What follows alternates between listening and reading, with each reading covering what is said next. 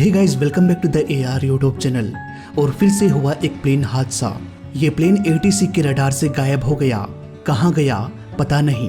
घंटों तक खोजबीन की गई पर फिर भी प्लेन का पता नहीं चल पाया। जब मैं ये वीडियो रिकॉर्ड कर रहा हूँ ऑलमोस्ट 24 घंटे गुजर चुके हैं पर फिर भी ना तो प्लेन का कुछ पता चल पाया और ना ही प्लेन का कोई मलबा मिल पाया है। आखिर क्या है इस mysterious plane K2 Airways flight 1732 की? आइए जानते हैं पूरी कहानी आज के इस वीडियो में। बोइंग 737 का एक कार्गो प्लेन जिसे K2 एविएशन ऑपरेट कर रही थी, ये शारजा इंटरनेशनल एयरपोर्ट से उड़ान भरने वाला था। ये एयरपोर्ट यूनाइटेड अरब एमिरेट्स में है। इस प्लेन को समुद्र के रास्ते से होते हुए पाकिस्तान जाना था। यहाँ पर इसे जिन्ना इंटरनेशनल एयरपोर्ट में लैंड करना था। अब क्योंकि ये एक कार्गो प्लेन था इसलिए इसमें कोई भी पैसेंजर नहीं था। प्लेन के अंदर बस सामान भरा हुआ था। 5 क्रू मेंबर्स इस प्लेन में मौजूद थे। Captain Rizwan, first officer Faisal, load master Taufeeq और 2 फ्लाइट इंजीनियर आरिफ और MD हमीद थे। रात के करीब 8 बजे ये एयरपोर्ट से उड़ान भरा और धीरे धीरे समुद्र की ओर निकल गया। करीब आधे घंटे के बाद ये 35,000 फीट के एल्टीट्यूड पर पहुंच गया। प्लेन में अब तक सब कुछ सही चल रहा था। 1 घंटे और गुजर गए। ये समुद्र को पार करके पाकिस्तान एयर स्पेस में दाखिल होने वाला था। तभी इस प्लेन में कुछ गड़बड़ी हो गई।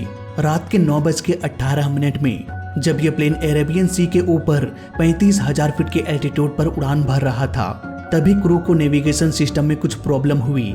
यहाँ पर ATC ने क्रू को गाइड किया लेकिन इस प्लेन में कुछ ऐसा हुआ कि अगले 3 मिनटों के अंदर ही 35,000 फीट के एल्टीट्यूड से सीधे समुद्र में जा गिरा। प्लेन ATC के रडार से गायब हो गया। ऑलमोस्ट 22,400 फीट पर मिनट की रफ्तार से ये प्लेन नीचे गिरा। अंधेरे और शांत समुद्र में K2 1732 क्रैश हो गया। अब पाकिस्तान की नेवी अपने शिप और कुछ प्लेन्स के साथ क्रैश लोकेशन में प्लेन के मलबे की तलाश में लग गए पर ऑलमोस्ट 24 घंटे गुजरने के बाद भी अब तक भी प्लेन का मलबा नहीं मिल पाया है। इसमें कोई शक नहीं कि प्लेन क्रैश हो चुका है पर सवाल ये है कि आखिर ये सब हुआ कैसे? क्या क्या प्रॉब्लम्स हुई होगी इस प्लेन में? कैसे ये प्लेन किसी पत्थर की तरह नीचे गिरने लगा? इसका पता लगाने के लिए मैंने थोड़ा रिसर्च किया और जो रिजल्ट मुझे मिला वो काफी शॉकिंग था। तो आइए सब कुछ पता लगाते हैं आज के इस इन्वेस्टिगेशन वीडियो में। इस इन्वेस्टिगेशन को हम 2 पार्ट में समझेंगे। फर्स्ट ये कि कैसे ये प्लेन किसी पत्थर की तरह गिर गया और सेकंड ये कि कैसे ये प्लेन अब तक मिसिंग है। क्यों पाकिस्तानी नेवी अब तक इस प्लेन के मलबे को खोज नहीं पाई जबकि उन्हें क्रैश लोकेशन का भी पता है फिर भी। तो दोस्तों, रिपोर्ट के अनुसार 9:18 में ATC को कॉल आया जिसमें नेविगेशन सिस्टम में प्रॉब्लम बताया गया। अब क्योंकि इस कॉल के 3 मिनटों के बाद ही ये प्लेन क्रैश हो गया इसलिए हम ये मान के चलते हैं कि ये पूरा हादसा नेविगेशन सिस्टम में प्रॉब्लम की वजह से ही हुआ होगा। अब ये नेविगेशन सिस्टम क्या है? दोस्तों, ये सिस्टम बहुत अहम रोल निभाता है। ये प्लेन को बताता है कि प्लेन का पोजीशन क्या है, प्लेन ऊपर जा रहा है या नीचे। दिन के समय में जब मौसम साफ हो तो नेविगेशन सिस्टम में गड़बड़ी होना कोई बहुत बड़ा खतरा नहीं है। पायलट आगे मीलों दूर तक देख सकते हैं। वो ऊपर आसमान को देख सकता है, नीचे जमीन या समुद्र को देख सकता है। लेकिन बात तब बिगड़ जाती है जब रात हो और बादलों की वजह से पायलट दूर तक ना देख पा रहे हों। K2 एयरलाइन के साथ रात के 9:18 में नेविगेशन प्रॉब्लम हुई। इस वक्त उन्हें नीचे ना तो नीला समुद्र दिखाई दे रहा होगा और ना ही आसमान के तारे, क्योंकि जैसा कि हम जानते हैं रात का समय था और अभी बारिश का मौसम चल रहा है इसलिए मैक्सिमम टाइम तो चांद तारे दिखाई देते नहीं।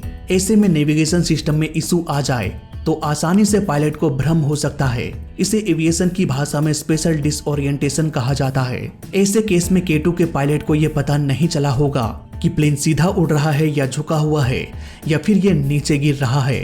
इवन प्लेन के गिरने के दौरान पायलट ने कहा भी था कि प्लेन रोल कर रहा है या फ्लोट कर रहा है। इन सारे सबूतों को ध्यान में रखते हुए मैं 100% कह सकता हूँ कि पायलट को कभी पता ही नहीं चला होगा कि असल में वो नीचे गिर रहे हैं, क्योंकि वो स्पेशल डिसओरिएंटेशन का शिकार हो चुके थे। शायद इसीलिए किसी ने भी मेडे कॉल नहीं किया। अगर उन्हें पता होता कि वो नीचे गिर रहे हैं या उनका प्लेन अगले 3 मिनटों में क्रैश होने वाला है तो वो मेडे कॉल जरूर करते। लेकिन ATC को कोई भी मेडे कॉल रिसीव नहीं हुआ और प्लेन रडार से गायब हो गया।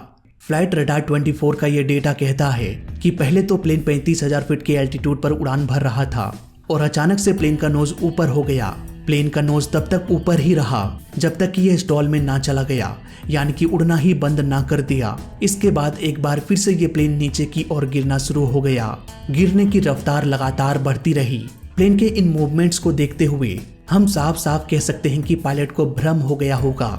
जब इसका रिपोर्ट आएगा तो दोबारा से वीडियो को प्ले करके देख लेना, मेरी कही हुई बात सच साबित होकर ही रहेगी। फिलहाल तो मैं बस इतना ही कह सकता हूँ कि ये एक पायलट एरर था। थोड़ी सी भी सूझबूझ अगर पायलट दिखाते तो ये प्लेन कभी भी क्रैश नहीं होता। जब कभी भी पायलट डिसोरिएंटेशन का शिकार होते हैं तो उन्हें अपने बॉडी या दिमाग पर भरोसा नहीं करना चाहिए। जब हमारी आंखों को बाहर दिखाई नहीं देता, वो हॉरिजॉन को समझ नहीं पाते कि नीचे क्या है ऊपर क्या है, तो ऐसे केस में दिमाग को गलत सिग्नल मिलने लगता है। हमारा दिमाग ये पता ही नहीं लगा पाता कि हमारा पोजीशन क्या है, हम सीधे जा रहे हैं या नीचे गिर रहे हैं। ऐसे में अपनी बॉडी और दिमाग को भूलकर हमें इंस्ट्रूमेंट्स पर भरोसा करना चाहिए। प्लेन में IFR होता है, ये जो छोटा सा डिस्प्ले होता है ये दिखाता है कि आसमान का डायरेक्शन क्या है और जमीन का डायरेक्शन क्या है। अगर पायलट को भ्रम हो रहा था तो उन्हें इस डिस्प्ले को देखकर प्लेन को कंट्रोल करना चाहिए था, ना कि अपने आंखों से आगे देखकर। इवन अगर वो इतना भी नहीं कर पा रहे थे तो उन्हें प्लेन के कंट्रोल को दूसरे पायलट को दे देना चाहिए, या फिर दोनों में से एक पायलट को मॉनिटर करना चाहिए कि प्लेन का पोजीशन क्या है और एक दूसरे को कोऑपरेट करते हुए प्लेन को स्टेबल करने की कोशिश करना चाहिए था। लेकिन शायद ऐसा कुछ भी नहीं किया गया। कुल मिलाकर कहा जाए तो ये एक ऐसा हादसा था जिसे होना ही नहीं चाहिए था। ये घटना साफ साफ पायलट एरर की ओर संकेत दे रहा है। दोनों पायलट के बीच अच्छी तालमेल नहीं रही होगी, इन्हें ठीक से ट्रेंड नहीं किया गया होगा। पाकिस्तान में एविएशन सेक्टर का वैसे भी बहुत बुरा हाल है, जिसे मैंने इस वीडियो में बताया था। अब बात करते हैं दूसरे पार्ट की। दोस्तों, आज तारीख है 8 जुलाई और रात के करीब 9:30 बज रहा है। अभी थोड़ी देर पहले मुझे न्यूज मिली कि प्लेन का मलबा मिल चुका है। ऑलमोस्ट 24 घंटों का समय लग गया। तो दोस्तों, ये प्लेन क्रैश हुआ था रात के ऑलमोस्ट 9:30 बजे, वो भी हाई स्पीड में। रात के अंधेरे में ये सुनसान समुद्र में क्रैश हुआ, तो जाहिर सी बात है इस क्रैश को किसी ने भी अपनी आंखों से नहीं देखा होगा। हालांकि रडार ने तो लोकेशन बता दिया, पर अगेन हमें ये समझना पड़ेगा कि वो समुद्र है, कोई धरती नहीं कि 4 दिनों के बाद भी क्रैश का मलबा वहां पर दिख जाए। समुद्र के साथ तो ऐसा होगा नहीं।